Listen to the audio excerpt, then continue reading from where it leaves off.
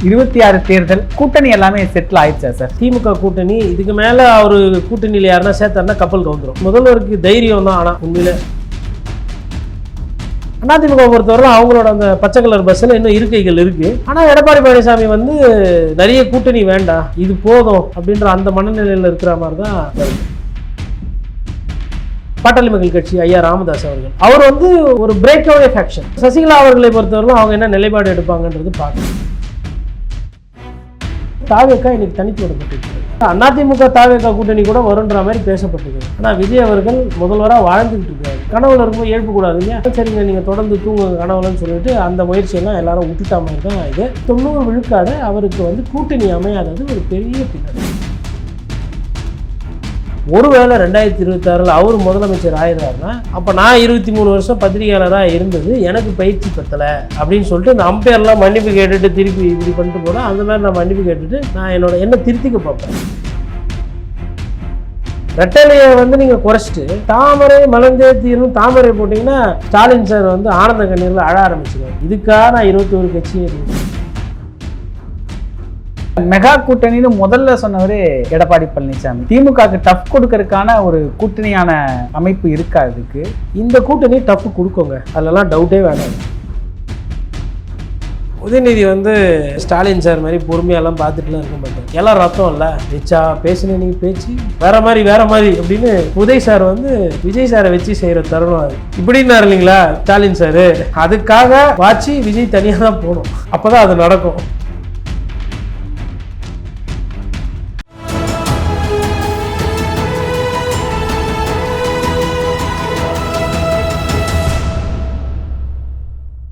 தமிழ் நிறம் நேயர்களுக்கு வணக்கம். இன்று நம்முடைய மூத்த பத்திரிகையாளர் திரு கோட்டீஸ்வரன் அவர்கள் இணைந்துள்ளார். சார் வணக்கம். சார் வணக்கம். நேயர்களுக்கு அன்பு வணக்கம். எப்படி இருக்கிறீங்க சார்? நலமா இருக்கேன். 26 தேர்தல் இன்னும் சில நாட்களில் தேர்தல் தேதி அறிவிக்க போகிறாங்க. கிட்டத்தட்ட கூட்டணி எல்லாமே செட்டில் ஆயிடுச்சா சார்? ஆல்மோஸ்ட் முடிஞ்சிடுச்சு. 95% முடிஞ்ச மாதிரி தான் நான் பார்க்குறேன். அதாவது திமுக கூட்டணி இதுக்கு மேலே அவர் கூட்டணியில் யாருன்னா சேர்த்தாருன்னா கப்பல் கவுந்துரும். இந்த போட்டில் வந்து முதல்வருக்கு தைரியம் தான். ஆனால் உண்மையில் அதாவது அது எக்ஸ்பீரியன்ஸில் வருதா இல்லை ஒரு அசாத்தியான தைரியமாக தெரியாது. இதுக்கு மேலே வந்து இந்த ஓட்டுறாரில் கேப்டனு அவர் தோளில் தான் ஆளை தூக்கி வச்சுன்னு போனோம் அந்த போட்டு. அந்தளவுக்கு அந்த கப்பல் அந்த பஸ்ஸு ஃபுல்லாகி போச்சு. அதிமுக பொறுத்தவரை அவங்களோட அந்த பச்சை கலர் பஸ்ஸில் இன்னும் இருக்கைகள் இருக்குது. ஆனால் எடப்பாடி பழனிசாமி வந்து நிறைய கூட்டணி வேண்டாம், இது போதும் அப்படின்ற அந்த மனநிலையில் இருக்கிற மாதிரி தான் வருது. அப்போ பிரதான கட்சிகள் வந்து அவங்க கூட்டணியை முடிச்சிட்டாங்க. இப்போ கூட்டணிக்கு வெளியில் இருக்கிறது அப்படின்னு பார்த்தா பாட்டாளி மக்கள் கட்சி ஐயா ராமதாஸ் அவர் சார்பாக இருக்கிறது. அதுக்கப்புறம் வேறு யாரும் கிடையாது. அவர் வந்து ஒரு பிரேக் அவே ஃபேக்ஷன். பாட்டாளி மக்கள் கட்சி மாம்பழம் சின்னம் அப்படின்றது அன்புமணிக்கிட்ட இருக்குது. அவர் தான் நேற்று கூட ராஜ்யசபா நாமினேஷன்லாம் பண்ணுறாங்க. அது தேர்தல் ஆணையம் அவங்கள தான் அங்கீகரிக்கு. அப்போ இது வந்து ஒரு பிளவாக அதில் இருக்குது. அதனுடைய தாக்கம் என்ன இருக்கும், அவங்க கூட்டணிக்கு போகிறாங்களா இல்லையான்றது ஒண்டி தான் இந்த நேரத்தில் பேசுபொருள். அப்புறம் சசிகலா அவர்களை பொறுத்தவரைக்கும் அவங்க என்ன நிலைப்பாடு எடுப்பாங்கன்றது பார்க்கணும். பட் கட்சியாவோ இல்லை அவங்க வந்து ஒரு பெரிய விஷயமாவோ அவங்க போன தேர்தலே எதுவுமே பண்ணலை. இந்த தேர்தலில் தாக்கம் என்னத்தை பெருசாக ஏற்படுத்துவாங்கன்றது பார்க்கணும். மேக்ஸிமம் இந்த 2 தான் பேசுபொருள். இதை தாண்டி வந்து பார்த்திங்கன்னா கூட்டணி அப்படின்னு ஒரு கட்சியை பார்க்கும்போது தாவேக்கா இன்றைக்கி தனித்து விடப்பட்டிருக்கிறது. தாவேக்காவோட யாரும் கூட்டணி வரல. 4-5 கட்சி பேசப்பட்டது. உதாரணத்துக்கு ஒரு காலத்தில் வந்து அதிமுக தாவேக்கா கூட்டணி கூட வருன்ற மாதிரி பேசப்பட்டதுங்க. ஆனால் விஜய் அவர்கள் முதல்வராக வாழ்ந்துக்கிட்டு இருக்கிறாரு. வாழ்ந்துக்கிட்டு இருக்கிற ஒருத்தரை போய் நீங்கள் தூக்கத்தில் கனவுல இருக்கும்போது எழுப்பக்கூடாது இல்லையா?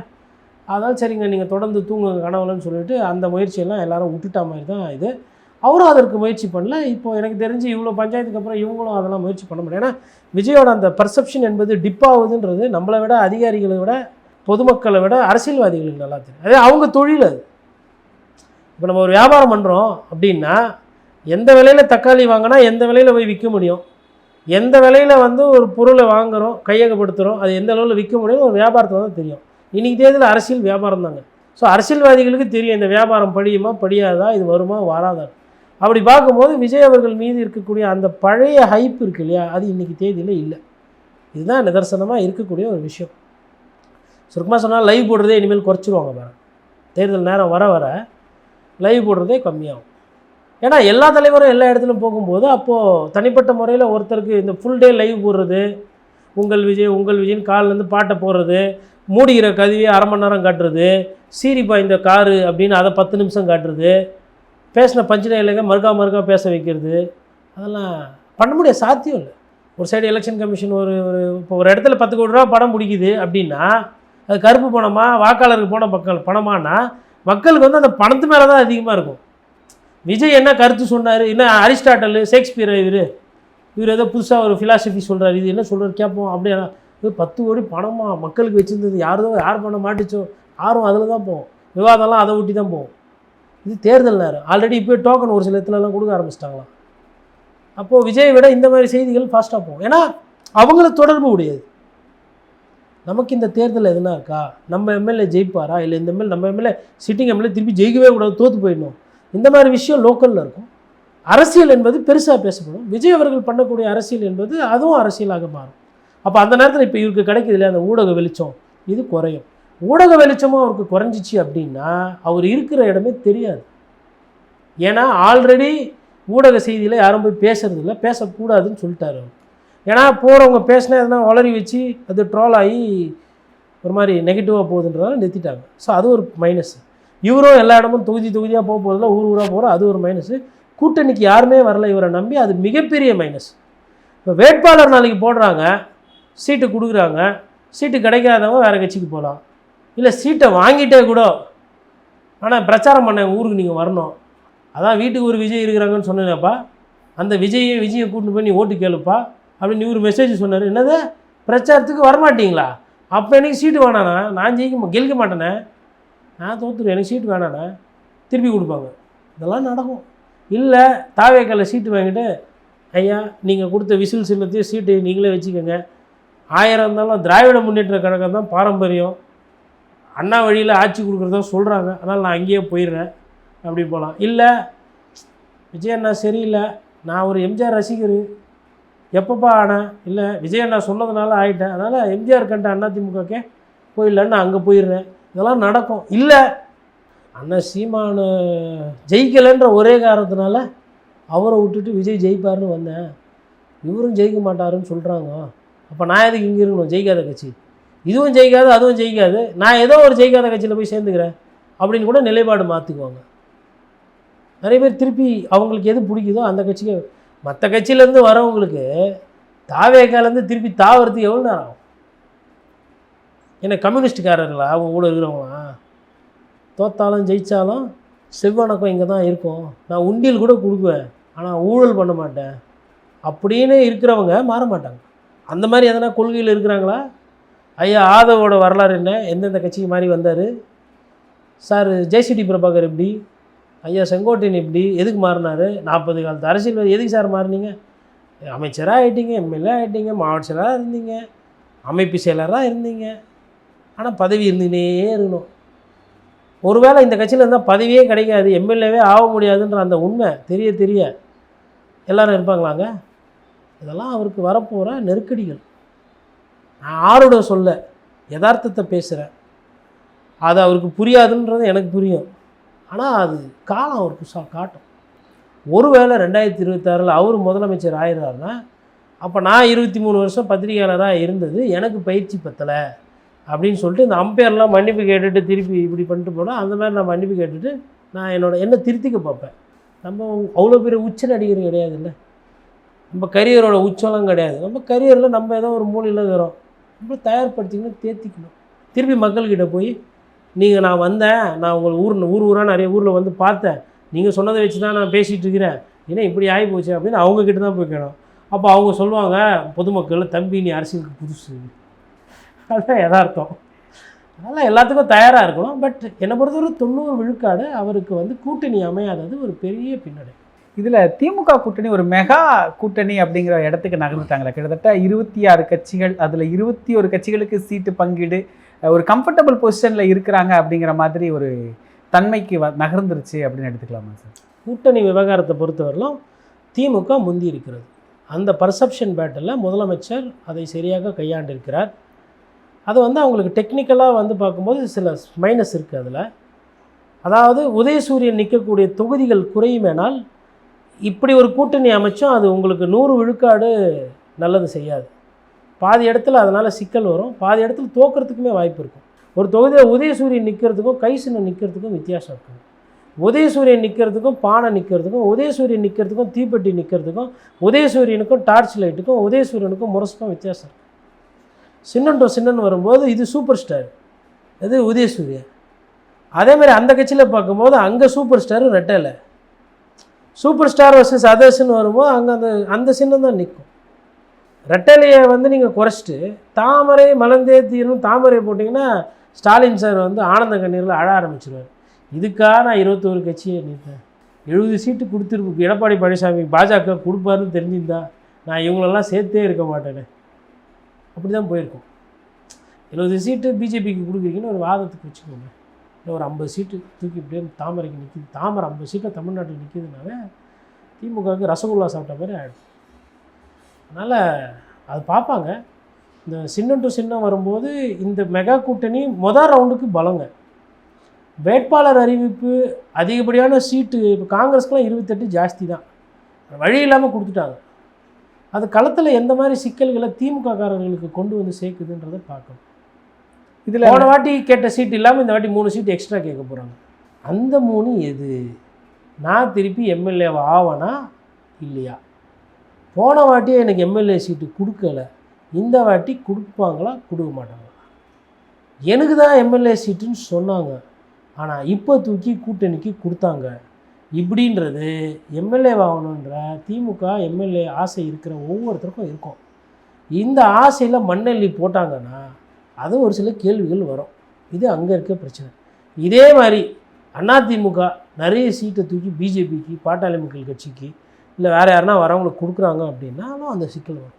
இதில் மெகா கூட்டணின்னு முதல்ல சொன்னவர் எடப்பாடி பழனிசாமி. அந்த கூட்டணி எப்படி சார் இது திமுகவுக்கு டஃப் கொடுக்கறதுக்கான ஒரு கூட்டணியான அமைப்பு இருக்கா? இதுக்கு இந்த கூட்டணி டஃப் கொடுக்குங்க, அதிலலாம் டவுட்டே வேணாங்க.